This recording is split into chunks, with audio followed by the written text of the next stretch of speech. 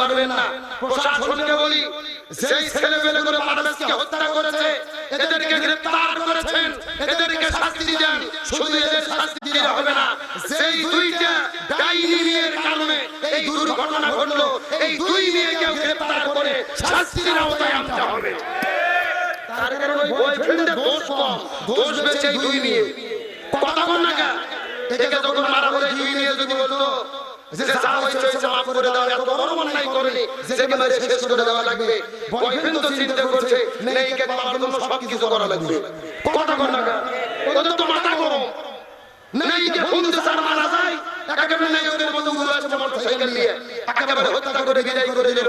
আমরা সরকারকে বলি, বাংলাদেশে নারী নির্যাতনের যেভাবে আইন আছে, আমরা পুরুষ নির্যাতনের আইন চাই।